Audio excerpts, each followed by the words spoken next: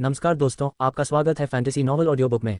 आज हम लेकर आए हैं एक रोमांचक और रहस्यमयी कहानी जो आपको कल्पना की एक नई दुनिया में ले जाएगी। शुरू करने से पहले एक महत्वपूर्ण सूचना। इस कहानी के सभी पात्र, स्थान, घटनाएं और नाम पूर्णतः काल्पनिक हैं। इनका किसी वास्तविक व्यक्ति, स्थान या घटना से कोई संबंध नहीं है। यदि कोई समानता पाई जाती है तो वह मात्र संयोग होगी। तो बिना किसी देरी के आइए शुरू करते हैं आज की शानदार कहानी। रिसेप्शनिस्ट ने उठकर बैठने से पहले उस पर एक नजर डाली। हालांकि उसने साधारण कपड़े पहने थे, लेकिन माइकल के आसपास व्याप्त माहौल ने रिसेप्शनिस्ट को, जिसने शुरू में पूरी रात आलस्य से अपने काम निपटाने की योजना बनाई थी, उसे अधिक गंभीरता से लेने के लिए मजबूर कर दिया। क्या आप किसी पूरे किए गए मिशन की रिपोर्ट करना चाहते हैं, कोई नया मिशन लेना चाहते हैं या कुछ और? रिसेप्शनिस्ट ने माइकल से पूछा, जो अपने आसपास के माहौल का जायजा ले रहा था। हैरानी की बात यह है कि दिन के इस समय भी गिल्ड काफी सक्रिय था। माइकल को नहीं पता था कि यह कोई भ्रम था या कुछ क्लिक किए गए बॉक्सों के आपस में मिलने के कारण हुआ था, लेकिन गिल्ड सुबह की तुलना में अब और भी अधिक सक्रिय लग रहा था। माइकल सोच रहा था कि क्या यह सामान्य बात है या उसके जैसे और भी लोग हैं जो अपना काम जमा करने या नए काम लेने आते हैं। माइकल ने अपना ध्यान फिर से रिसेप्शनिस्ट पर केंद्रित कर लिया। दोनों, माइकल ने उत्तर दिया। बेशक जब दिन और रात दोनों ही बिल्कुल सुनसान थे, तो माइकल के लिए राजधानी छोड़कर किसी ऐसी जगह जाना नामुमकिन था जिससे वह परिचित न हो। अगर उसका इरादा काम जमा करने के तुरंत बाद ही जाने का होता, तो वह लिया और एस को रात बिताने के लिए जगह खोजने नहीं देता। माइकल की आज रात राजधानी से बाहर कदम रखने की कोई योजना नहीं थी, भले ही वह ऐसा कर सकता था। कारण सीधा साधा था, अब ऑरोरा में दोबारा लॉग इन करने का समय आ गया था। माइकल अपने आसपास की निगाहों को नजरअंदाज करते हुए सराय में लौट आया। अपने कमरे में प्रवेश करते ही वह सुविधाजनक लकड़ी के पलंग पर लेट गया और एक और जादूगर और एक कवचधारी औरत को बुलाया, जो इस बार खून से लथपथ नहीं था। फिर उसने अपनी चेतना को ऑरोरा में स्थित अपने शरीर से पुनः जोड़ा। उत्पत्ति की भूमि में रात का समय था, इसलिए ऑरोरा में आधी रात बीत चुकी थी। हालांकि माइकल ने यह उम्मीद नहीं की थी कि आंखें खोलते ही उसे आंटी मिया की आवाज सुनाई देगी। उनकी बातचीत समाप्त होने के बाद माइकल अपने कमरे में लौट गया। उसने अपने पीछे दरवाजा बंद किया और एक गहरी सांस ली। उसका दिमाग पहले से ही अगली कार्रवाई के बारे में सोचने लगा था।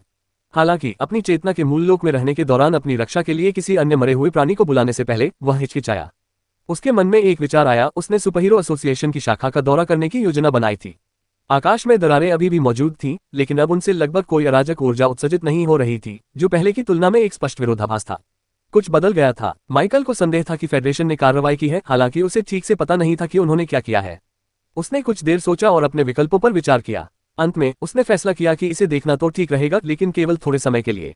उसका समय बर्बाद करने का कोई इरादा नहीं था। अगर उसे ब्रांड नहीं मिला तो वह सीधे घर वापस चला जाएगा। मन बना लेने के बाद माइकल ने अपना कम्युनिकेटर चालू किया और समय देखा। काफी देर हो चुकी थी, लेकिन सुपर एसोसिएशन हमेशा सक्रिय रहती थी। उसने अपनी जैकेट पकड़ी, अपने कपड़े ठीक किए और अपने कमरे पर आखिरी नजर डालकर खिड़की से बाहर रात के अंधेरे में कदम रख दिया। सुनसान सड़क पर चुपचाप उतरते ही ठंडी रात की हवा ने उसका स्वागत किया। माइकल की पैनी नजर आसपास के वातावरण पर घूम गई और उसने वहां की भयावह शांति को महसूस किया। कभी जीवन से गुलजार रहने वाला ये शहर अब हाल ही में हुए विनाश के निशानों से भरा हुआ था। टूटी हुई सड़कें, ढही हुई इमारतें और बिखरा हुआ मलबा उस भयावह दृश्य को बयां कर रहा था जो घटित हुआ था। माइकल वहां ज्यादा देर नहीं रुका। अपने पैरों को हल्का सा हिलाते ही वह एक धुंधलेपन में गायब हो गया। अमानवीय गति से खंडहरों के बीच से दौड़ता हुआ निकल गया। स्ट्रीटलाइट्स मंद रोशनी में टिमटिमा रही थी, जिससे मलबे पर लंबी लंबी छायाएं पड़ रही थीं। इमारतों के कंकालनुमा अवशेषों के बीच हवा जोर से बह रही थी। जैसे जैसे वह आगे बढ़ता गया, माइकल का दिमाग तेज बना रहा और वह हर छोटी बड़ी बात को याद रखता रहा। कुछ इमारतें अभी भी खड़ी थीं, लेकिन उनमें गहरी दरारें पड़ गई थीं। उनकी नींव मुश्किल से ही टिकी हुई थी। सड़कें उबड़ खाबड़ थीं और युद्ध के दौरान बने गड्ढों से क्षतिग्रस्त थीं। हालांकि कुछ दिन पहले की तुलना में उसने कोई शव नहीं देखा, न ही मानव शव और न ही राक्षस का शव। एसोसिएशन ने अब तक सभी अवशेषों को साफ कर दिया होगा। अपनी तेज गति के बावजूद माइकल के कदम खामोश रहे। उसकी इंद्रियां हलचल के किसी भी संकेत के लिए चारों ओर फैली हुई थीं। वह नहीं रुका। रुकने का कोई कारण नहीं था। उसका गंतव्य स्पष्ट था। जल्द ही, महज कुछ ही सेकंड में, माइकल सुपर एसोसिएशन की शाखा में पहुंचा। वह इमारत ऊंची और भव्य थी, जिसकी बाहरी सतह पर अभी भी हाल ही में हुए युद्ध के निशान मौजूद थे। पास आते ही माइकल ने अपनी गति धीमी कर दी और उसकी निगाहें आसपास के क्षेत्र पर घूम गईं। एसोसिएशन अभी भी सक्रिय था, जैसा कि उन्होंने उम्मीद की थी। इतनी रात होने के बावजूद भी लोग इमारत में आ जा रहे थे। माइकल ने विवरणों पर ध्यान नहीं दिया और बिना किसी झिझक के प्रवेश द्वार से अंदर चला गया। एसोसिएशन का आंतरिक भाग जगमगा रहा था, जो बाहर के शहर के वातावरण से बिल्कुल विपरीत था। कर्मचारियों की चहल पहल से पूरा वातावरण गूंज रहा था। अपनी ओर आ रही निगाहों को अनदेखा करते हुए माइकल ट्रेड सेंटर की ओर चल पड़ा। उसकी चाल स्थिर लेकिन सधी हुई थी। उसका समय बर्बाद करने का कोई इरादा नहीं था। हालांकि जब वह उस काउंटर पर पहुंचा जहां ब्रान आमतौर पर खड़ा होता था, तो उसका सामना एक अपरिचित चेहरे से हुआ। जैसे ही वह पास आया, 30 वर्ष की आयु की एक महिला ने उसकी ओर देखा। उसके चेहरे की बनावट तीखी थी, बाल छोटे और काले थे और उसके व्यक्तित्व में एक शांत लेकिन प्रभावशाली आत्मविश्वास झलक रहा था। माइकल उसे पहचान नहीं पाया। क्या आप किसी को ढूंढ रहे हैं? उसने शांत स्वर में पूछा। टीचर ब्रान, माइकल ने सीधे सादे शब्दों में कहा। आमतौर पर यहाँ सब कुछ वही संभालते हैं। महिला के चेहरे पर कोई भाव नहीं आया। राजा ब्रान अब वुडस्टोन सिटी में नहीं है। माइकल को उसके संबोधन का तरीका पसंद नहीं आया।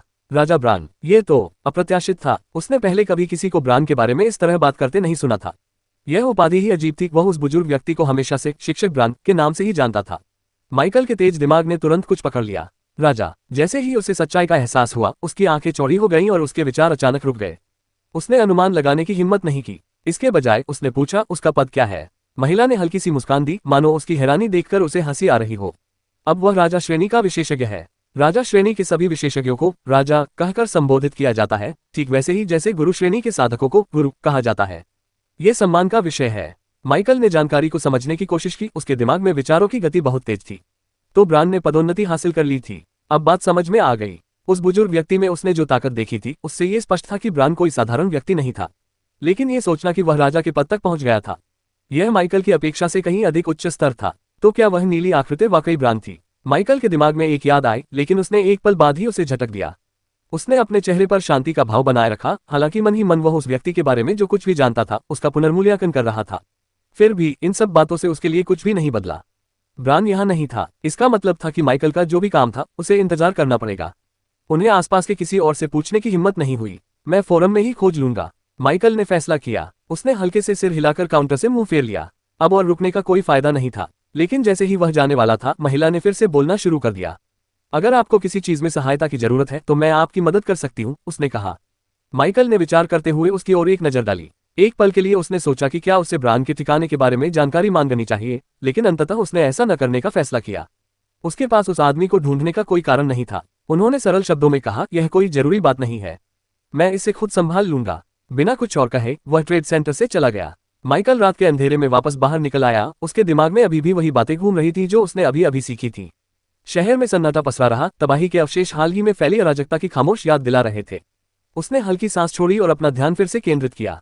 इस पर ज्यादा सोचने का कोई फायदा नहीं था। अभी तो और भी काम करने थे। माइकल को अपने कमरे में लौटने में ज्यादा समय नहीं लगा।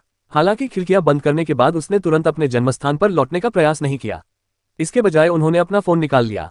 माइकल अपने बिस्तर पर बैठ गया और अपना फोन अनलॉक किया। उसकी उंगलियां अभ्यास के साथ सहजता से चल रही थी, क्योंकि वह सुपर एसोसिएशन फोरम पर जा रहा था। उसे लॉग इन किए हुए कुछ दिन हो गए थे। जैसे ही पेज लोड हुआ, उसकी स्क्रीन पर नए पोस्टों की बाढ़ आ गई।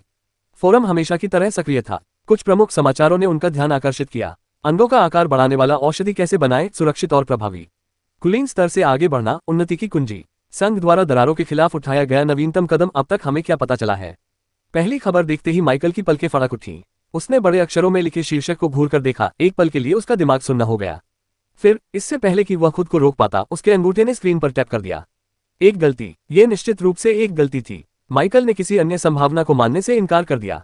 टेक्स्ट और छवियों की एक दीवार तुरंत लोड हो गई, जिसकी पहली पंक्ति में लिखा था, कई लोग मानते हैं कि आकार जन्म के समय ही निर्धारित हो जाता है, लेकिन रसायन विद्या से भाग्य को भी फिर से लिखा जा सकता है।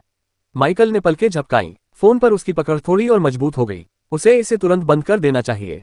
लेकिन अनजाने में ही उनकी नजरें नीचे की ओर चली गईं और उन्होंने सामग्री की सूची पर नजर डाली। इसके लिए रैंक 3 बोन पाइथन के जिगर, मिडनाइट ऑर्किड की पंखुड़ियों और की आवश्यकता होती है। माइकल ने खुद को संभाला और तुरंत पोस्ट से बाहर निकल गया। कमरे में गहरी खामोशी छा गई। उसने नाक से सांस छोड़ी और अंगूठे के एक झटके से अपना फोन लॉक कर दिया। अब उत्पत्ति की भूमि में प्रवेश करने का समय आ गया है, उसने स्वयं से बुदबुदाया, मानो बीते हुए क्षण को अस्तित्व से मिटाना चाहता हो। बेशक उसने ऐसा नहीं किया। आखिरकार वह किसी और काम से तो आया था। इस पोस्ट में अभी अभी माइकल ने अपना सिर हिलाया और वापस अखबार के पहले पन्ने पर देखने लगा। उसने तीसरी पोस्ट पर क्लिक किया जिसने उसका ध्यान आकर्षित किया था और जिसके लिए उसने सबसे पहले लॉग इन किया था। पोस्ट तेजी से लोड हो गई, जिसमें फेडरेशन की नवीनतम कार्रवाइयों का विस्तृत विवरण सामने आया। संघ द्वारा दरारों के खिलाफ उठाया गया नवीनतम कदम, अब तक हमें क्या पता चला है। द्वारा तारांकन तारांकन तारांकन तारांकन तारांकन तारांकन तारांकन स्तरफो। संघ ने शेष सबसे बड़ी दरारों को स्थिर करने के लिए उच्च श्रेणी के विशेषज्ञों को तैनात किया है। रिपोर्टों से संकेत मिलता है कि एक विशेष नियंत्रण दल, जिसका नेतृत्व एक उच्च श्रेणी के विशेषज्ञ कर रहे हैं, ने प्रमुख शहरों में कई दरार बिंदुओं को सफलतापूर्वक सील कर दिया है। हालांकि सूत्रों का कहना है कि दरारें पूरी तरह से खत्म नहीं हुई हैं, बल्कि केवल दबा दी गई हैं। हालांकि दरारें अब तत्काल खतरे का कारण नहीं है, लेकिन उनका पूरी तरह से समाधान नहीं हुआ है। दीर्घकालिक परिणामों के बारे में फेडरेशन की चुप्पी चिंताजनक है। सतर्क रहें। माइकल थोड़ा पीछे झुक गया और जानकारी को ध्यान से सुनने लगा। तो फेडरेशन ने कार्रवाई की थी। इसी से आकाश में आए बदलाव का कारण स्पष्ट हुआ। दरारें अभी भी मौजूद थीं, लेकिन कमजोर हो चुकी थी। अब उनसे अराजक ऊर्जा नहीं निकल रही थी। हालांकि अगर फेडरेशन ने उन्हें पूरी तरह बंद करने के बजाय केवल दबा दिया होता, तो इसका मतलब था कि खतरा अभी टला नहीं था। माइकल ने थोड़ा सा भौहें सिकोड़ी। उसकी नजर फिर से खाते के नाम पर पड़ी। केवल खाता स्तर ही चौंकाने वाला था। इसका मतलब यह था कि वह व्यक्ति या तो रैंक 3 अवेकन था या किंग रैंक कल्टीवेटर, दोनों ही मामलों में एक कुलीन शक्ति का धनी। लेकिन फिर भी उसे कुछ ठीक नहीं लग रहा था। संघ के पास दरारों को दबाने की शक्ति थी, लेकिन उन्हें पूरी तरह से बंद करने की नहीं। यह अजीब था। क्या उन्हें इस खतरे को पूरी तरह से खत्म नहीं कर देना चाहिए था? माइकल के दिमाग में कई संभावनाएं उमड़ रही थीं।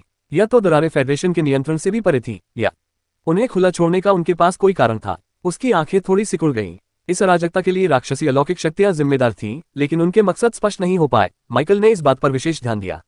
क्या उनका उद्देश्य किसी चीज को अंदर आने देना था, या फिर यह महज फेडरेशन की ताकत का परीक्षण था? माइकल इतना अहंकारी नहीं था कि उसे विश्वास हो कि वह अकेले ही सच्चाई का पता लगा सकता है। उसने कमेंट सेक्शन पर क्लिक किया और जल्दी से जवाबों को सरसरी तौर पर देखा।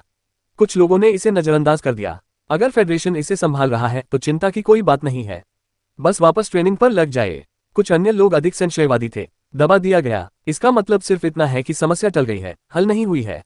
अगर दरारें फिर से खुल गईं तो क्या होगा? क्या किसी और ने गौर किया है कि फेडरेशन हाल ही में कुछ खास तरह से काम कर रहा है? पहले तो कुछ दिन पहले इसने धीरे धीरे अलौकिक दुनिया के रहस्य उजागर किए। माइकल ने नाक से सांस छोड़ी। उन्हें पहले से ही इस बात का संदेह था, लेकिन दूसरों को भी उनके विचारों से सहमत देखकर यह स्पष्ट हो गया कि वह इस स्थिति को लेकर सतर्क रहने वाले अकेले नहीं थे। फिर भी वह तुरंत कोई कार्रवाई नहीं कर सकता था। अगली चाल के बारे में सोचते हुए उसकी उंगलियां फोन के किनारे पर थपथपा रही थीं। फिलहाल उन चीजों पर ध्यान देने का कोई मतलब नहीं था जिन्हें वह बदल नहीं सकता था। माइकल ने फोरम से बाहर निकलकर अपना फोन लॉक कर दिया। उत्पत्ति की भूमि में प्रवेश करने से पहले उसे एक आखिरी काम करना था। खड़े होकर उसने अपना हाथ बढ़ाया और एक मरे हुए प्राणी को बुलाया। पहरेदारी करो, उसने निर्देश दिया। वे मृत आत्माएं बिना हिले डुले आगे के आदेशों की प्रतीक्षा में खड़ी रहीं। संतुष्ट होकर माइकल अपनी आंखें बंद करके बिस्तर पर लेट गया। जैसे जैसे उसकी चेतना विलीन होती गई, एक जानी पहचानी अनुभूति उस पर छा गई, और उत्पत्ति की भूमि की दुनिया ने एक बार फिर उसका स्वागत किया। हरी आंखों की एक जोड़ी खुली और माइकल ने खुद को एक बार फिर उस सराय के कमरे में पाया जिसे उसने रात के लिए किराए पर लिया था। बहुत असहज, माइकल ने अपने लकड़ी के बिस्तर पर टिप्पणी की और उठकर बैठ गया। माइकल उठ बैठा और अपनी गर्दन सहलाने लगा। लकड़ी का बिस्तर सख्त और असुविधाजनक था, जिससे उसके सुगठित शरीर के बावजूद उसे हल्का दर्द हो रहा था। उसने हल्की सी आह भरी और अंगड़ाई ली, फिर धुंधली रोशनी वाले कमरे में चारों ओर नजर डाली। सब कुछ वैसा ही था जैसा उसने छोड़ा था। उसका मृत शरीर अभी भी कोने में बेजान खड़ा था। उसकी डरावनी आकृति परछाइयों में घुल मिल गई थी। माइकल के विचार एक पल के लिए कहीं और भटक गए। उसने फिलहाल जो कुछ करना था वह कर लिया था। फेडरेशन की गतिविधियां, आसमान में दरारें और ब्रांड का अप्रत्याशित रूप से राजा के पद पर पहुंचना, ये सभी बातें ध्यान में रखने योग्य थी, लेकिन इनमें से किसी पर भी तत्काल ध्यान देने की आवश्यकता नहीं थी। कम से कम अभी तो नहीं। आलस महसूस करते हुए उसने नाक से सांस छोड़ी और आंखें बंद कर ली। वह पद्मासन में बैठ गया। ध्यान करने की तैयारी करते हुए उसका मन शांत हो गया।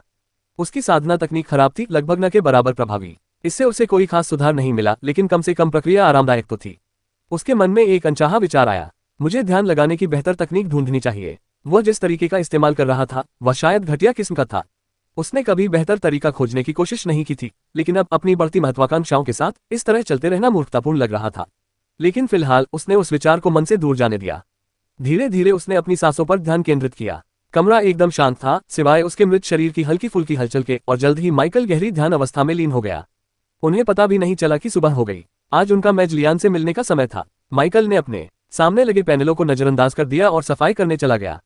नहाने और नए कपड़े पहनने के बाद माइकल अपने कमरे से बाहर निकला और नीचे की ओर चल दिया। सराय में पहले से ही चहल पहल थी। ताजी पकी हुई रोटी और उबलते शोरबे की खुशबू हवा में फैली हुई थी, जो अन्य मेहमानों की धीमी बातचीत की गुनगुनाहट के साथ घुल मिल रही थी। घनी दाढ़ी और चौड़े कंधों वाले सराय मालिक ने माइकल को देखते ही अपनी मुद्रा सीधी कर ली। उसकी आंखों में सम्मान का भाव था जब उसने उसका अभिवादन किया। सुप्रभात महोदय, सराय के मालिक ने सिर हिलाते हुए कहा।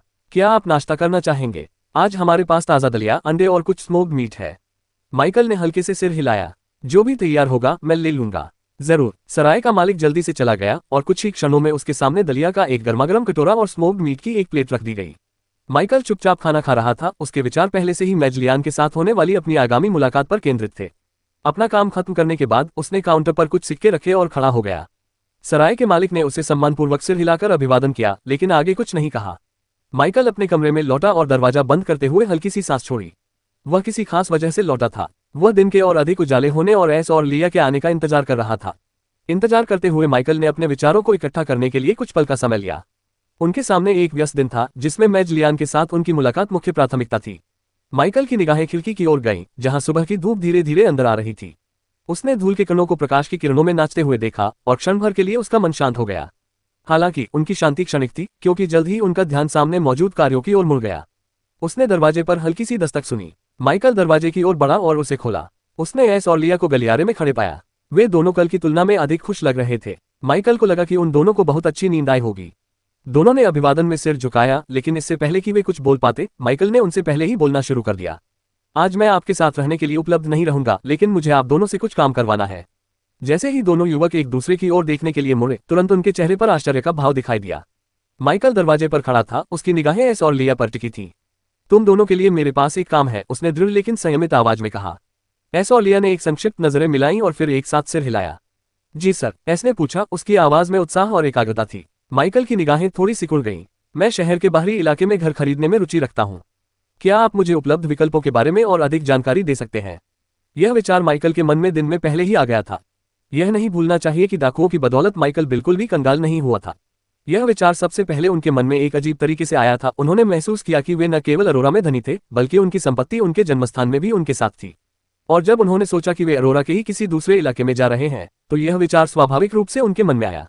वह अपना खुद का घर क्यों नहीं ले लेता? माइकल को इस दुनिया में घरों की कीमत का अंदाजा नहीं था, लेकिन चांदी से भरे बक्सों के साथ साथ सोने के सिक्कों से भरे एक बक्से ने उसे आश्वस्त कर दिया।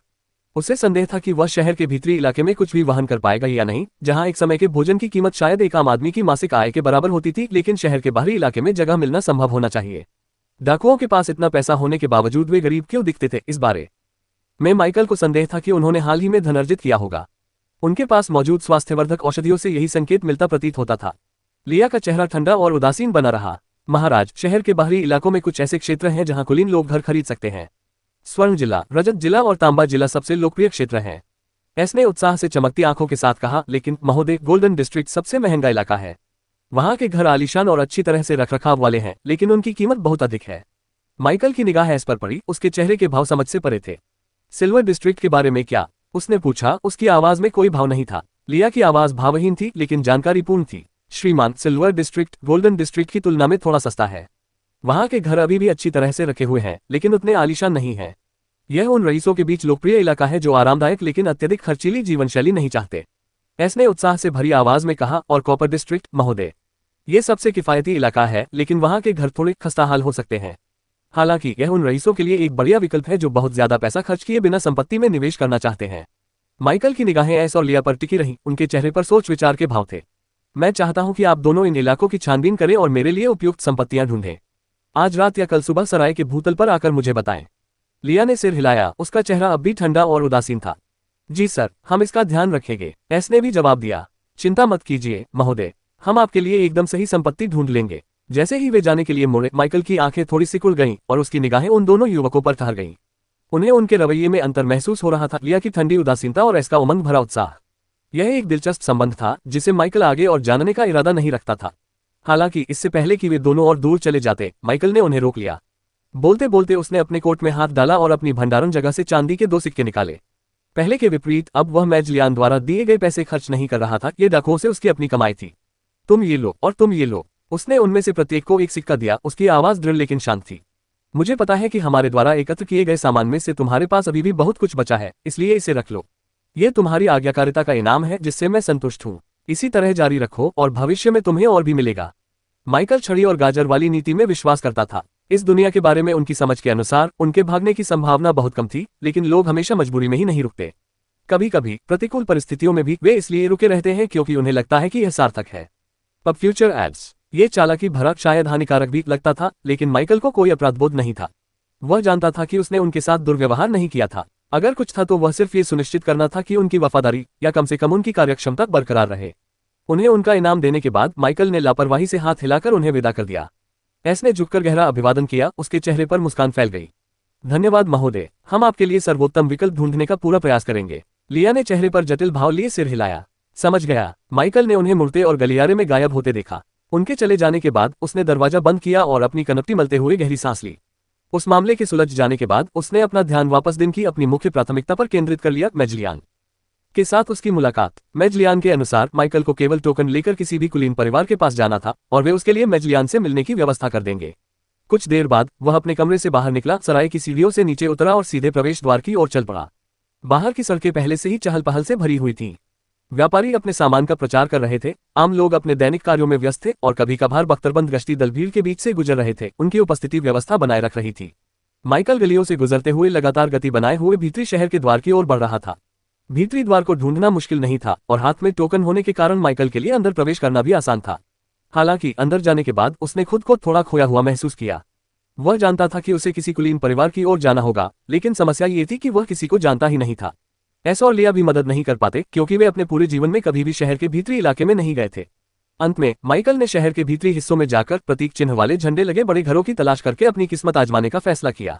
अपनी पिछली यात्रा के दौरान उन्होंने कुछ बातों पर ध्यान दिया था। अगर किसी चीज को कुलीन घराना कहा जा सकता है तो वह निश्चित रूप से ये संस्थान ही होंगे। जैसे जैसे माइकल शहर के भीतरी इलाकों में गहराई तक जाता गया, उसने वातावरण में एक सूक्ष्म बदलाव महसूस किया। उसने देखा कि कुलीन लोग और उनके सेवक जल्दी जल्दी इधर उधर भाग रहे थे। उनके उत्तम वस्त्र और आभूषण बाहरी शहर के आम लोगों के साधारण पहनावे के बिल्कुल विपरीत थे। माइकल की निगाहें आसपास के इलाके का जायजा ले रही थी। वह उन बड़े घरों को ढूंढ रहा था जिन पर प्रतीक चिन्ह वाले झंडे लगे हों। पिछली यात्रा के दौरान उन्होंने कुछ देखे थे और उन्हें उम्मीद थी कि अब भी उन्हें एक मिल जाएगा। कुछ मिनट चलने के बाद उसने दूर से एक भव्य हवेली देखी। वह घर विशाल था, जिसमें ऊंचे शिखर और जटिल पत्थर की नक्काशी थी। एक सुनहरी तलवार के प्रतीक चिन्ह वाला झंडा हवा में लहरा रहा था। माइकल की निगाहें उस संपत्ति पर टिक गईं और उसने अपनी गति तेज कर दी। वह प्रवेश द्वार के पास पहुंचा, जहां दो गार्ड सावधान मुद्रा में खड़े थे। उन्होंने अपनी तलवारों के मूठ पर हाथ रखे हुए माइकल को संदेह भरी निगाहों से देखा। रुको, एक गार्ड ने कहा, अपना काम बताओ। माइकल ने टोकन आगे बढ़ाया और गार्डों के चेहरे के भाव बदल गए। ऊपर से शांत दिखने के बावजूद माइकल अंदर से घबराया हुआ था क्योंकि उसके दिमाग में यह बात खटक रही थी कि उसे क्या करना चाहिए। इस क्षण तक उसे अभी भी उस टोकन पर संदेह था जो मेज लियान ने उसे सौंपा था। अपने अनुभव से वह जानता था कि यह बहुत मूल्यवान है, लेकिन इससे यह भी पता चलता है कि केवल वही लोग इसके महत्व को जानते हैं जो इसे पहचान सकते हैं। जब उन्हें पता नहीं था तो यह व्यर्थ लग रहा था। हालांकि माइकल को यह उम्मीद नहीं थी कि यह टोकन शहर के भीतरी इलाके में भी उपयोगी साबित होगा। उसने जिस घर को बेतरतीब ढंग से चुना था, उसके पहरेदारों ने वास्तव में उस टोकन को पहचान लिया। गार्डों ने एक संक्षिप्त नजर का आदान प्रदान किया और फिर उनमें से एक ने सिर हिलाया। स्वागत है, बैठिए, उन्होंने कहा। उनकी आवाज में एक नया सम्मान झलक रहा था। हम आपका इंतजार कर रहे थे, कृपया मेरे साथ आइए। माइकल की आंखें थोड़ी सिकुड़ गईं, उसके दिमाग में सवालों की बाढ़ आ गई। क्या वह उसका इंतजार कर रहा था? उन्हें कैसे पता चला कि वह आ रहा है? माइकल के पास सोचने का समय नहीं था क्योंकि गार्ड उसे जागीर के भीतर से ले जा रहा था, भव्य गलियारों और कक्षों की एक श्रृंखला से गुजरते हुए। गार्ड माइकल को जागीर के भीतर से ले गया, भव्य गलियारों और कक्षों की एक श्रृंखला से गुजरते हुए। अंत में वे एक विशाल लकड़ी के दरवाजे पर पहुंचे जो जटिल नक्काशी से सुशोभित था। गार्ड ने 2 बार दरवाजा खटखटाया और अंदर से एक आवाज आई जिसने उन्हें अंदर आने का इशारा किया। गार्ड ने दरवाजा धक्का देकर खोला, जिससे एक भव्य अध्ययन कक्ष दिखाई दिया। तारांकन तारांकन तारांकन तारांकन। कुछ दिन पहले शहर के भीतरी इलाकों में जिज्ञासा की एक लहर दौड़ गई। ग्रैंड मेज लियान के सेवक ने कई कुलीन घरानों का दौरा किया और एक ऐसा संदेश पहुंचाया जिसने कानाफूसी और अक्कलों को जन्म दिया। परिचारक के शब्द संक्षिप्त लेकिन दिलचस्प थे। एक युवक जल्द ही आएगा जिसके पास एक ऐसा प्रतीक होगा जो उसे ग्रैंड मेज लियान से मिलने का अवसर प्रदान करेगा। कुलीन परिवारों को निर्देश दिया गया था कि वे युवक का सम्मानपूर्वक स्वागत करें और तुरंत ही उसकी मुलाकात ग्रैंड मेज से कराने की व्यवस्था करें। जिन अधिकांश रईसों को ये संदेश मिला, वे विशेष रूप से उत्सुक थे। उन्हें इस युवक से क्या उम्मीद करनी चाहिए, इसका कोई अंदाजा नहीं था और न ही उन्हें ये पता था कि ग्रैंड मेज लियान के लिए वह इतना महत्वपूर्ण क्यों था। जानकारी की कमी ने रहस्य को और बढ़ा दिया और वे सोचने लगे कि क्या वही व्यक्ति उस युवक का स्वागत करेगा। जैसे जैसे दिन बीतते गए, शुरुआती उत्साह कम होने लगा और उसकी जगह भ्रम और संदेह ने ले ली। कुछ रईसों को यह संदेह होने लगा कि क्या वह युवक कभी आएगा भी या नहीं, जबकि अन्य लोगों ने अनुमान लगाया कि वह शायद पहले ही किसी अन्य रईस परिवार से मिल चुका होगा और उन्होंने इसे गुप्त रखने का फैसला किया होगा। हालांकि इस मामले की जड़ माइकल को इस बात की कोई जानकारी नहीं थी और वह इस समय अपने सामने बैठे बूढ़े व्यक्ति को घूर रहा था। तारांकन तारांकन तारांकन तारांकन तारांकन तारांकन। एस और लिया सराय से बाहर निकले। सुबह की ठंडी हवा उनकी त्वचा को छू रही थी।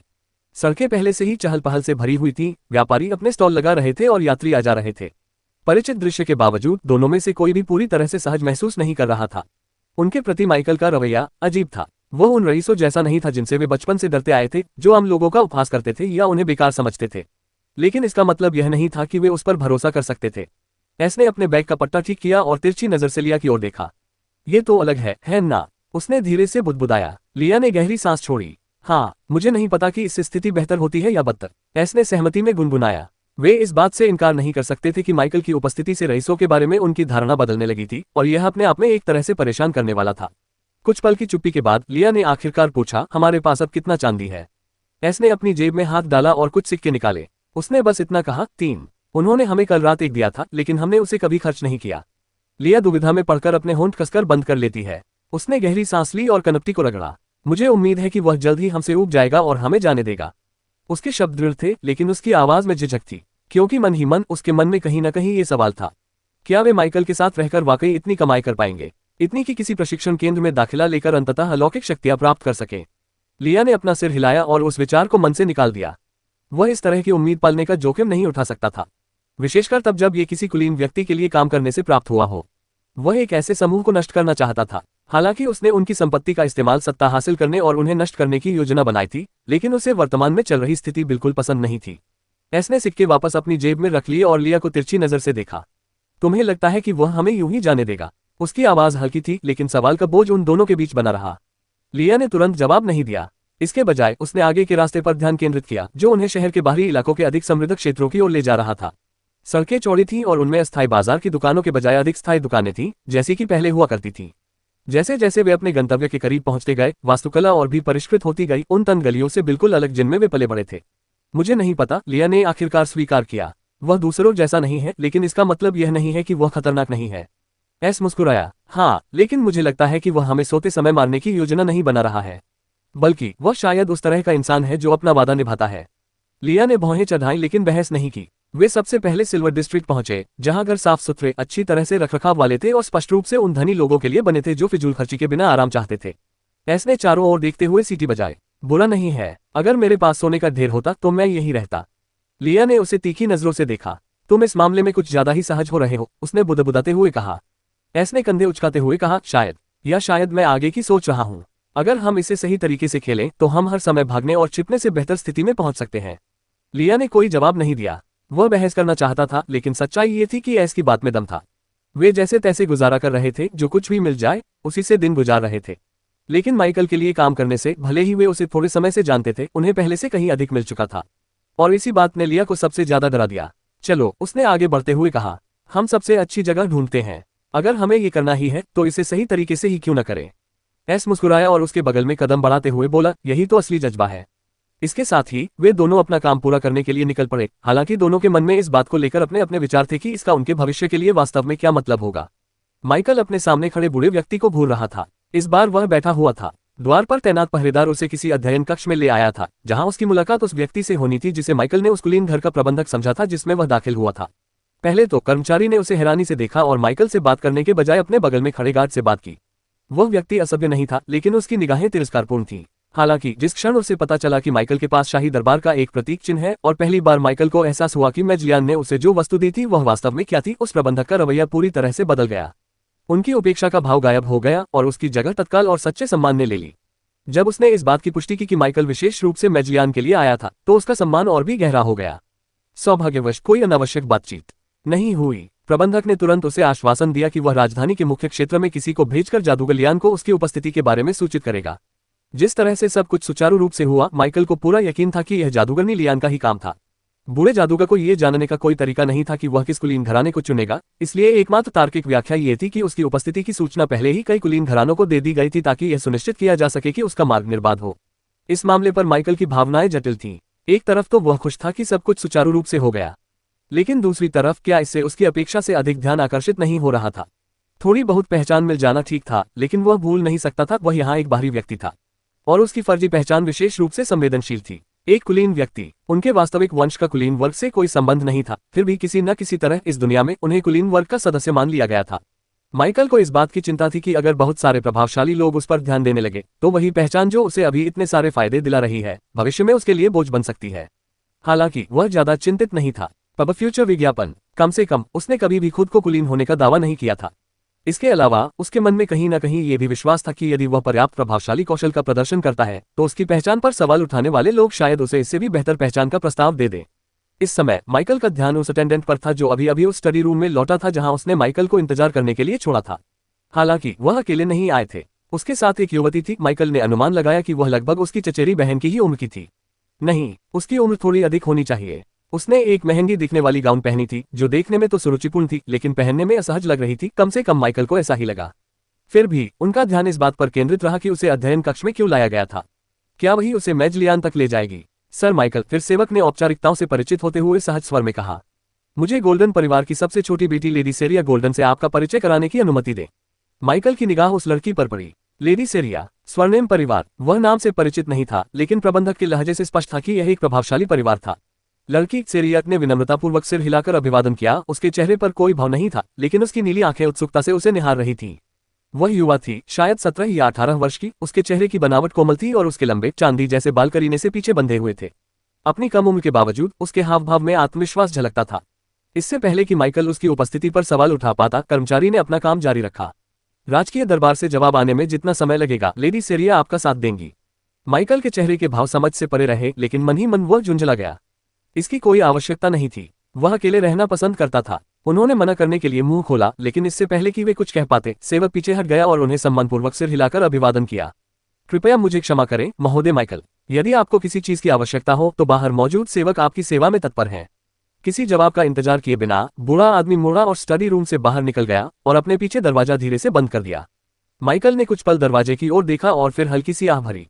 कर्मचारी ने उसे मना करने का मौका भी नहीं दिया था। अपनी निगाहें वापस उस लड़की पर टिकाते हुए उसने पाया कि सेरिया अभी भी उसे देख रही थी। उसके चेहरे के भाव समझ से परे थे। कुछ क्षणों के लिए उनके बीच सन्नाटा छा गया, फिर उसने अपना सिर थोड़ा झुकाया। आप कुछ खास खुश नहीं लग रहे हैं, उसने कहा। माइकल ने उसकी आंखों में देखा, उसकी आवाज सपाट थी। मुझे किसी के आने की उम्मीद नहीं थी, सेरिया ने हल्की सी मुस्कुराहट के साथ कहा। मैं भी नहीं थी। ये सुनकर माइकल ने अपनी भौहें ऊपर उठा ली। तो आपको पहले से सूचित नहीं किया गया था? उसने सिर हिलाया। बस इतना ही कि मैं तुम्हारा साथ देने आई थी, और कुछ नहीं। इससे बात पक्की हो गई। इस व्यवस्था के पीछे के कारण के बारे में वह भी उतनी ही अनजान थी जितना कि वह खुद। माइकल ने धीरे से सांस छोड़ी और कुर्सी पर थोड़ा पीछे झुक गया। तो मुझे लगता है कि हम दोनों यहीं फंस गए हैं। सेरिया के होंठ फड़क उठे। ऐसा ही लगता है। फिर कुछ देर सन्नाटा छा गया। माइकल को अनावश्यक बातचीत में कोई दिलचस्पी नहीं थी, लेकिन साथ ही वह ये भी जानता था कि उसे पूरी तरह से नजरअंदाज करना असभ्य होगा। वह किसी कुलीन परिवार से, खासकर ऐसे परिवार से जिसके बारे में उसे कुछ भी पता नहीं था, कोई झगड़ा मोल नहीं लेना चाहता था। कुछ देर बाद उसने बस इतना पूछा, क्या आपको इसकी आदत है? सेरिया ने भौहें चढ़ाते हुए पूछा। अचानक आए मेहमानों का मनोरंजन करने की जिम्मेदारी आपको सौंपी गई है। माइकल ने हल्के से सिर हिलाया। वह खिलखिलाकर हंस पड़ी। खास तौर पर नहीं, लेकिन ये सबसे बुरी बात भी नहीं है। माइकल ने सहमति में गुनगुनाया, लेकिन इसके अलावा उसने ज्यादा कुछ नहीं कहा। लेकिन सेरिया को उसकी उदासीनता से कोई फर्क नहीं पड़ा, बल्कि वह उसकी उपस्थिति से कुछ हद तक उत्सुक प्रतीत हुई। प्रबंधक का निर्णय कुलीन पुत्री को किसी अतिथि का मनोरंजन कराने का प्रयास नहीं था, ये गोल्डन स्वॉर्ड परिवार के मुखिया की एक सोची समझी चाल थी। सेरिया की उपस्थिति केवल शिष्टाचारवश नहीं थी, बल्कि यह एक छाप छोड़ने के बारे में थी। एक अजनबी जिसके पास शाही दरबार का प्रतीक चिन्ह था। एक ऐसा व्यक्ति जो एक महान जादूगर को व्यक्तिगत रूप से जानता था। और वह कोई साधारण महान जादूगर नहीं था, बल्कि एक ऐसा महान जादूगर था जिसने खुले तौर पर उस व्यक्ति के प्रति अपना महत्व प्रदर्शित किया था। वह व्यक्ति साधारण नहीं था। गोल्डन परिवार के मुखिया ने स्पष्ट रूप से ये तय कर लिया था कि बेहतर यही होगा कि पहले स्थिति का जायजा लिया जाए, ये देखा जाए कि कोई संबंध बनाना संभव है या नहीं। हालांकि माइकल को इस बात की जानकारी नहीं थी। सेरिया खुद तो अनजान थी, लेकिन उसे मेहमानों का स्वागत करने की आदत हो चुकी थी। उसे बस इतना करना था कि कम से कम एक छाप तो छोड़ ही दे। हालांकि उसका रवैया लापरवाही भरा लग रहा था, लेकिन वास्तव में उसने इस काम को गंभीरता से लिया था। सेरिया थोड़ा आगे झुकी और अपनी कोहनियों को कुर्सी के आर्मरेस्ट पर टिका दिया। तो सर माइक, आप कहाँ से हैं? माइकल ने उसे एक सपाट नजर से देखा। यहाँ से बहुत दूर कहीं। सेरिया की आंखों में जिज्ञासा की चमक थी। ये बहुत स्पष्ट नहीं है। ऐसा होना ही नहीं था। उसके संक्षिप्त जवाब से अप्रभावित होकर उसने धीमी सी गुनगुनाहट भरी आवाज निकाली।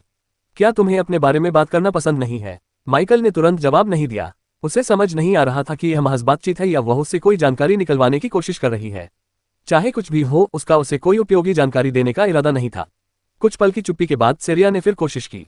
मैजलियान, वो आपके बारे में बहुत अच्छी राय रखते हैं। आप उनसे कैसे मिले? माइकल की निगाहें एक पल के लिए उसकी ओर घूमी और फिर उसने जवाब दिया, महज एक संयोग। सेरिया और अधिक की प्रतीक्षा करती रही, लेकिन कुछ और नहीं आया। उसने नाटकीय अंदाज में आह भरी। तुम इसे आसान नहीं बना रहे हो, तुम्हें पता है। मुझे पता नहीं था कि मुझे ऐसा करना चाहिए था। वह खिलखिलाकर हंस पड़ी। ज्यादातर लोग कम से कम विनम्र होने की कोशिश तो करते ही हैं।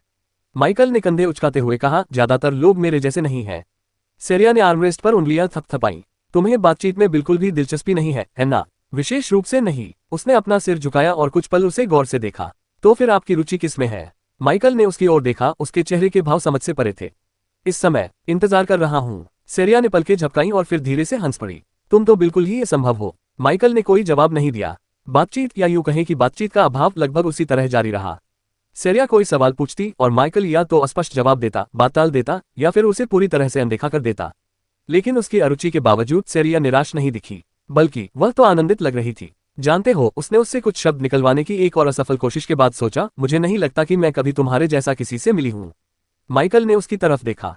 मैं इसे तारीफ के तौर पर लूंगा। सेरिया मुस्कुराए। तुम्हें करना चाहिए। उनके बीच फिर से सन्नाटा छा गया, लेकिन इस बार ये थोड़ा अधिक सहज था। सेरिया ने एक महत्वपूर्ण बात सीखी थी, माइकल ऐसा व्यक्ति नहीं था जो आसानी से बातचीत में शामिल हो जाए, लेकिन वह पूरी तरह से असभ्य भी नहीं था। वह बस सावधान था, और यही बात उन्हें सबसे ज्यादा दिलचस्प बनाती थी। सेरिया ने कुर्सी के आर्मरेस्ट पर अपनी उंगलियों को हल्के से थपथपाया, मानो वह अपनी अगली चाल के बारे में सोच रही हो। वह स्थिति का जायजा ले रही थी, कुछ ऐसा जानने की कोशिश कर रही थी, कुछ भी जो उसे एक शब्द से अधिक जवाब दिला सके। यही तो उसके पिता की इच्छा थी। दूसरी ओर माइकल को उसकी बात मानने में कोई खास दिलचस्पी नहीं थी। वह यहाँ सामाजिक मेलजोल के लिए नहीं आया था, और अगर आता भी तो उसे संदेह था कि जिस कुलीन लड़की को वह मुश्किल से जानता था, उससे बातचीत करने से उसे कोई फायदा होगा। इससे भी बढ़कर उसे यह स्पष्ट रूप से महसूस हो रहा था कि वह जितना अधिक बोलेगा, उससे गलती होने की संभावना उतनी ही अधिक होगी। सौभाग्यवश शिष्टाचार की वास्तव में कोई आवश्यकता नहीं थी, और उनके लिए राहत की बात यह थी कि सेरिया भी इसकी मांग नहीं कर रही थी। फिर भी उन्होंने स्वीकार किया कि वह परेशान करने वाली नहीं थी। जैसा कि उसने रईसों से व्यवहार करने की उम्मीद की थी, सेरिया का रवैया न तो घमंडी था और न ही अभिमानी, बल्कि उसने बातचीत के प्रति उसके प्रतिरोध को एक चुनौती की तरह लिया, एक ऐसी चुनौती जिसका वह अजीब तरह से आनंद ले रही थी। उसे इस बात का यकीन नहीं था कि वह सबके साथ ऐसा ही व्यवहार करती थी या सिर्फ एक खास समूह के लोगों के साथ। कुछ क्षण बीतने के बाद उसने दोबारा बात की। अगर आपको अपने बारे में बात करना पसंद नहीं है, तो आपको किस बारे में बात करना पसंद है? माइकल ने नाक से सांस छोड़ी। यह इस पर निर्भर करता है। पर विषय? सेरिया ने उसे एक तीखी नजर से देखा। यह कोई जवाब नहीं है। माइकल के होंठ हल्के से हिले, मुश्किल से ही नजर आए। ऐसा होना ही नहीं था। सेरिया ने एक लंबी आह भरी और सिर हिलाते हुए कहा, तुम सचमुच असंभव हो। माइकल ने कुछ नहीं कहा। वह पीछे झुक गई और अपनी उन तीखी नीली आंखों से उसे गौर से देखने लगी। फिर अचानक ही उसने अपनी रणनीति बदल दी। पता नहीं, उसने सोचा, मुझे उम्मीद नहीं थी कि शाही दरबार का प्रतीक चिन्ह रखने वाला कोई व्यक्ति इतना मुश्किल होगा। माइकल ने उसकी तरफ देखा। मुश्किल है, असहयोगी, रहस्यमय, उबाऊ। माइकल ने आखिरी बात पर अपनी भौहें चढ़ा ली। सेरिया मुस्कुराए। ओह, इससे तो प्रतिक्रिया मिली। माइकल ने अपना सिर हिलाया, उसे खुद पर हंसी आ रही थी। किसी को उबाऊ कहना कोई शालीन बात नहीं है। ये काम कर गया है ना? माइकल ने हल्के से कंधे उचकाए। अगर आपको खुद को यही बताने की जरूरत है तो ठीक है। सेरिया मुस्कुराई, लेकिन उसने आगे कुछ नहीं पूछा। इसके बजाय उसने अपने पैर मोड़ लिए और अधिक आरामदेह मुद्रा में बैठ गई, मानो बातचीत को यूं ही आगे बढ़ने देने में संतुष्ट हो। माइकल को खामोशी से कोई परेशानी नहीं थी, बल्कि उसे खामोशी ही पसंद थी। लेकिन सेरिया की मौजूदगी दिलचस्प थी। जैसे ही उनके बीच की खामोशी छाने लगी, अध्ययन कक्ष के दरवाजे से एक दस्तक की आवाज गूंजी। माइकल की निगाह उस ओर गई और सेरिया थोड़ी सीधी हो गई। उसकी आरामदेह मुद्रा अधिक संयमित मुद्रा में बदल गई। दरवाजा खुला और नौकर वापस आया, लेकिन इस बार वह अकेला नहीं था। एक आकृति कमरे में दाखिल हुई। वह व्यक्ति बुजुर्ग था, लेकिन वह अपने परिवेश पर पूर्ण नियंत्रण रखने वाले व्यक्ति की तरह सटीकता से चल रहा था। उन्होंने एक प्रतीकात्मक वस्त्र धारण किया हुआ था, जिसे माइकल ने किसी महत्वपूर्ण बात का प्रतीक समझा। हालांकि इसका डिजाइन कुलीन वर्ग के भव्य परिधानों की तुलना में सरल था। उनके भूरे बाल करीने से पीछे बंधे हुए थे और उनकी पैनी निगाहें कमरे में चारों ओर घूमकर माइकल पर टिक गईं। उनके चेहरे के भावों को समझना असंभव था, लेकिन उनमें कोई शत्रुता नहीं थी, केवल एक शांत आकलन था। सेवक ने थोड़ा झुककर अभिवादन किया। महाराज मिक, ये मास्टर युआन हैं, जो ग्रैंड मेज लियान के सेवक हैं। ये आपको शाही दरबार तक ले जाने आए हैं। मास्टर युआन ने आदरपूर्वक सिर झुकाकर अभिवादन किया। श्री मिक, आपसे मिलकर बहुत प्रसन्नता हुई। यदि आप तैयार हैं तो हमें चलना चाहिए। महान जादूगर आपका इंतजार कर रहे हैं। हालांकि उनके शब्द सीधे थे, लेकिन उनके लहजे में कुछ हद तक शिष्टाचार झलक रहा था। वे माइकल को महज एक काम नहीं बल्कि सम्मान के योग्य अतिथि मान रहे थे। माइकल बिना किसी झिझक के खड़ा हो गया। सेरिया वहीं बैठी रही और उत्सुकता से बातचीत देखती रही। उसे अचानक हुई इस बातचीत पर कोई हैरानी नहीं हुई, न ही उसे इस बात की कोई निराशा हुई कि बातचीत बीच में ही रुक गई। इसके बजाय उसने बस मुस्कुरा दिया। लगता है हमारा समय समाप्त हो गया है। माइकल ने उसकी तरफ देखा। ऐसा ही लगता है। सेरिया ने अपना सिर झुकाया। क्या हम फिर मिलेंगे? माइकल ने तुरंत जवाब नहीं दिया। उसने कुलीन क्षेत्र में लंबे समय तक रुकने की योजना नहीं बनाई थी, लेकिन उसे कहीं न कहीं यह आभास था कि भविष्य में कुलीनों से होने वाली मुलाकातों से पूरी तरह बचना असंभव होगा। सीधे जवाब देने के बजाय उन्होंने बस इतना कहा, देखते हैं।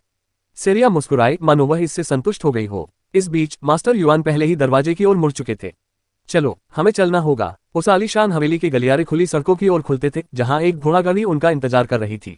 मास्टर युआन ने शांत और कुशलता से काम करते हुए दरवाजा खोला और माइकल को अंदर आने का इशारा किया।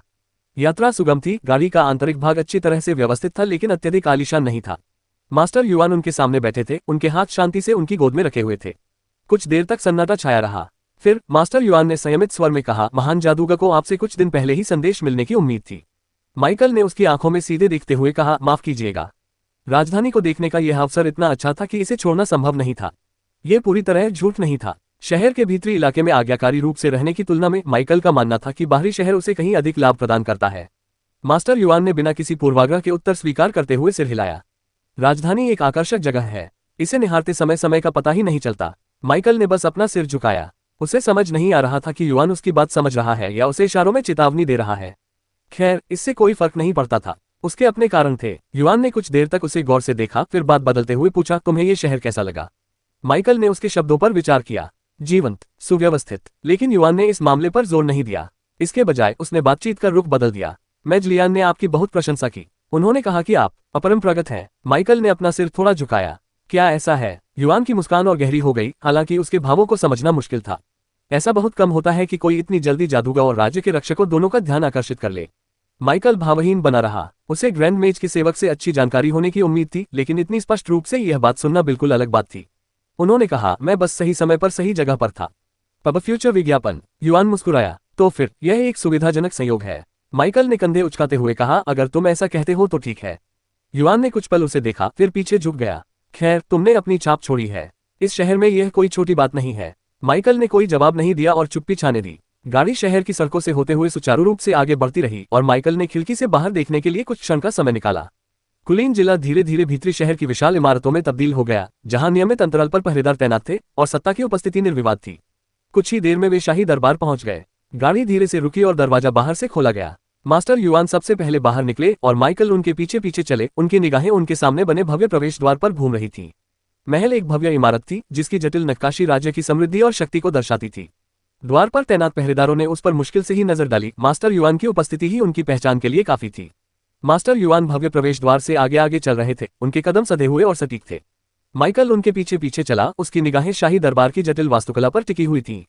दीवारों पर ऐतिहासिक लड़ाइयों और पौराणिक हस्तियों को दर्शाने वाली सुंदर नक्काशी की गई थी। फर्श को दर्पण की तरह चमकाया गया था, जो ऊंची छत से लटकते जादुई लालटेन की रोशनी को प्रतिबिंबित कर रहा था। हवा में अगरबत्ती और पुराने चर्मपत्र की हल्की सी खुशबू फैली हुई थी, जो दूर से आती धीमी बातचीत की गुनगुनाहट के साथ घुल मिल रही थी। दरबारी गहरे नीले रंग के एक समान वस्त्र पहने हुए सधे हुए अंदाज में आगे बढ़ रहे थे और वे हॉल से तेजी से गुजरते हुए अपने साथ स्क्रॉल या नाजुक ट्रे लिए हुए थे। साधारण पोशाक पहने नौकरानियां गुजरते समय सम्मानपूर्वक अपना सिर झुकाती थीं। उनकी उपस्थिति सहज होते हुए भी सर्वव्यापी थी। मास्टर युआन बिना रुके बोलते रहे। उनकी मुद्रा में मौजूद शांत गरिमा कभी भंग नहीं हुई। महल के गलियारे गरिमा का प्रदर्शन करते थे। ऊंचे सुनहरे दरवाजे हॉल की कतारों में लगे थे, जिनमें से प्रत्येक उन कक्षों की ओर जाता था जिनके बारे में माइकल का मानना था कि वे दरबार के प्रभावशाली व्यक्तियों के लिए आरक्षित थे। जैसे जैसे वे अंदर जाते गए, आसपास का वातावरण शांत होता गया। अंत में केवल उनके कदमों की धीमी आवाज ही सुनाई देने लगी। कई मोड़ों के बाद मास्टर युआन अंततः एक जटिल रूप से नक्काशीदार लकड़ी के दरवाजे के सामने रुक गए, जिसकी सतह पर सोने की जड़ाई की गई थी, जो लालटेन की रोशनी में हल्की सी झिलमिला रही थी। दोनों ओर दो शाही अंगरक्षक सावधान मुद्रा में खड़े थे। उनके हेलमेट की स्टील जैसी सुरक्षा के कारण उनके चेहरे के भावों को पढ़ना असंभव था। मास्टर युआन ने उनकी ओर थोड़ा सिर झुकाया। महान जादूगर उनका इंतजार कर रहे हैं। गार्डों ने एक संक्षिप्त नजरें आपस में मिलाईं और फिर पूरी तरह तालमेल बिठाते हुए एक तरफ हट गए।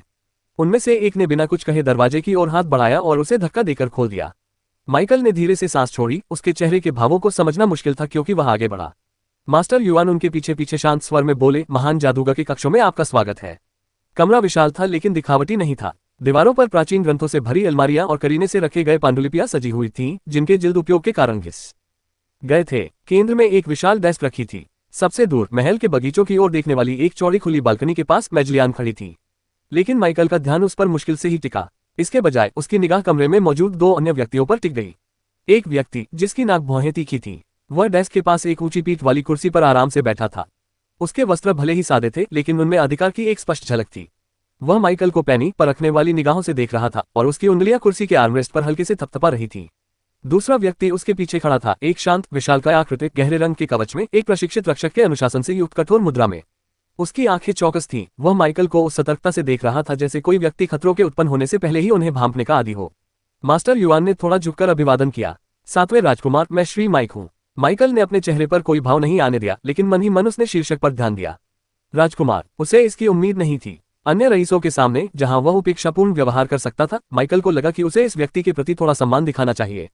एक राजकुमार, जिस जगह पर कुलीन वर्ग का दबदबा था, वहां यह व्यक्ति बहुत महत्वपूर्ण होना चाहिए था। माइकल को नहीं लगता था कि वह दूसरे पक्ष को हल्के में ले सकता है। सुप्रभात, उन्होंने कहा। हालांकि उन्हें इस बात का एहसास नहीं था कि उनका अभिवादन बहुत ही अनौपचारिक था। इसके बाद छाई खामोशी से उन्हें जल्द ही समझ आ गया कि कुछ गड़बड़ है। पहली बात तो यह है कि राजकुमार के पीछे खड़ा रक्षक गुस्से में क्यों दिख रहा था, और मास्टर युआन के चेहरे पर वह अजीब सा भाव क्यों था। पिछले कुछ महीनों से राज्य भर में अनगिनत अफवाहें और रोमांचक खबरें फैल रही थीं। हालांकि इनमें से दो खबरों ने राज्य के भीतर और बाहर दोनों जगह सबसे ज्यादा ध्यान आकर्षित किया था। पहली खबर ये थी कि लायनहॉट के पुराने राजा पद छोड़ रहे हैं। ये पूरे राज्य के लिए बहुत महत्वपूर्ण मामला था, इसलिए ये स्वाभाविक था कि यह खबर दूर दूर तक फैल गई। और यह महज अफवाहों की तरह नहीं बल्कि एक पुष्ट सत्य था। दूसरा आयोजन ड्यूक ऑफ एवरमून की प्रतियोगिता थी, जिसमें एक बड़ा पुरस्कार उनकी बेटी से विवाह का प्रस्ताव था। इसकी व्यापक लोकप्रियता के कई कारण थे, लेकिन सबसे आम तौर पर स्वीकार किया जाने वाला कारण पुरस्कार का मूल्य ही था। इन सब बातों का माइकल से कोई लेना देना नहीं था, हालांकि उसे दोनों मामलों की कुछ जानकारी थी। दरअसल उसने ड्यूक की प्रतियोगिता को मैज लियान के लिए एक बहाने के तौर पर इस्तेमाल किया था, और इसी वजह से वह उसके साथ राजधानी गया था। राज्य के मामलों की बात करें तो माइकल उन पर ज्यादा ध्यान नहीं देता था।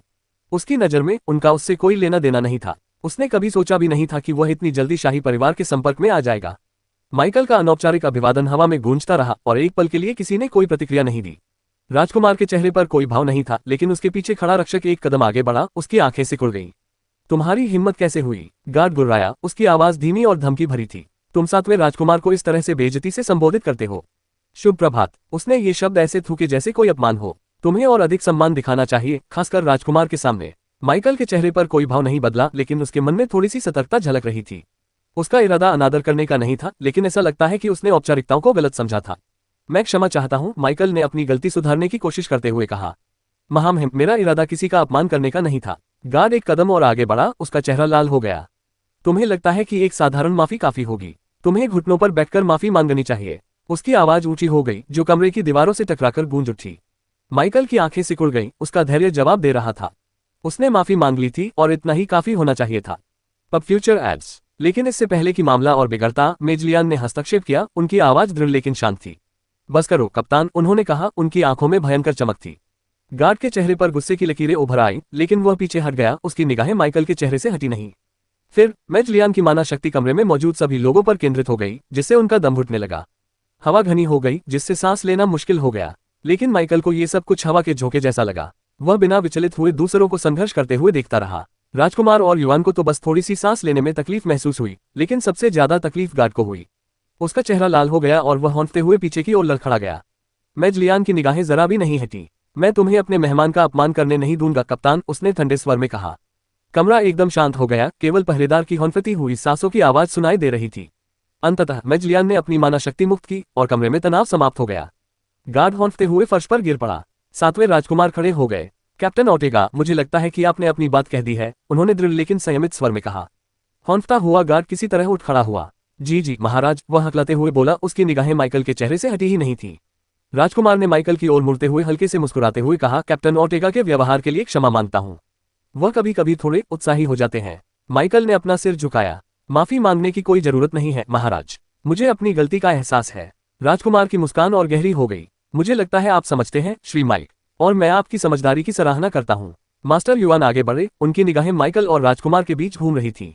अगर मैं बीच में बोलूं तो महाराज, ग्रैंड मेज ने सर माइक से निजी मुलाकात का अनुरोध किया है। राजकुमार ने सिर हिलाया। उनके चेहरे पर विचारशील भाव थे। बहुत अच्छा, मैं आपको आपकी बैठक के लिए छोड़ देता हूं। श्री माइक, आपसे मिलकर बहुत अच्छा लगा। माइकल ने अपना सिर थोड़ा झुकाया। यह मेरे लिए सौभाग्य की बात थी महाराज। राजकुमार जब जाने के लिए मुड़े तो उन्होंने कप्तान ओर्टेगा की ओर देखा, जो अभी भी हौंफ रहे थे। कप्तान, मुझे लगता है कि आपको खुद को शांत करने की जरूरत है। कृपया कुछ पल बाहर जाकर आराम करें। Pub future ads. Captain Ortega का चेहरा गंभीर हो गया, लेकिन उन्होंने अपना सिर झुकाया और कमरे से बाहर निकल गए। उनके भारी कदमों की आवाज गलियारे में गूंजती रही। राजकुमार ने उसे जाते हुए देखा। उसके चेहरे पर हल्की सी हंसी झलक रही थी। इस अप्रिय घटना के लिए मैं एक बार फिर माफी मांगता हूं। कृपया अपनी बैठक जारी रखें। इतना कहकर वह मुड़ा और कैप्टन ओर्टेगा के पीछे कमरे से बाहर चला गया, माइकल को मेज लियान और मास्टर युवान के साथ अकेला छोड़कर। मेज लियान ने अपनी मेज के सामने रखी कुर्सी की ओर इशारा करते हुए कहा, कृपया श्री माइक बैठ जाइए, हमें बहुत कुछ चर्चा करनी है। तारांकन तारांकन तारांकन तारांकन। सातवां राजकुमार ग्रैंड मेज के कक्ष के बाहर खड़ा था। उसका दिमाग रहस्यमय सर माइक के विचारों में डूबा हुआ था। यह आदमी कौन था और महान जादूगर ने उसमें इतनी दिलचस्पी क्यों ली थी? राजकुमार ने इसके निहितार्थों पर विचार करते हुए अपनी आंखें सिकोड़ लीं। उन्हें उम्मीद थी कि इस अप्रत्याशित घटनाक्रम से ग्रैंड मेज की उनके प्रति राय पर कोई असर नहीं पड़ेगा। उनके पिता वृद्ध राजा पद छोड़ रहे थे और राजकुमार के लिए यह एक महत्वपूर्ण समय था कि वह मेज लियान जैसे प्रभावशाली लोगों का समर्थन हासिल करें। राजकुमार की निगाह अपने अंगरक्षक कैप्टन ओर्टेगा पर पड़ी, जो उनके बगल में इंतजार कर रहा था।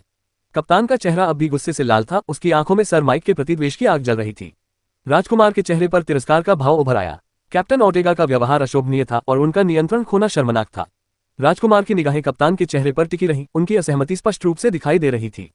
कैप्टन ओर्टेगा, राजकुमार ने ठंडी और उदासीन आवाज में कहा, मेरा सुझाव है कि आप संयम बरतें। आपका व्यवहार अशोभनीय है। कैप्टन ओर्टेगा का चेहरा गंभीर हो गया, लेकिन उन्होंने अपना सिर झुका लिया। उनकी आवाज संयम से भरी हुई थी। हाँ महाराज। राजकुमार की निगाहें कप्तान के चेहरे पर टिकी रहीं। वह इस तरह के व्यवहार को बर्दाश्त नहीं करेगा, खासकर अभी नहीं जब उसे एक प्रभावशाली छवि पेश करने की जरूरत है। राजकुमार ने संक्षिप्त रूप से सिर हिलाकर मुंह फेर लिया।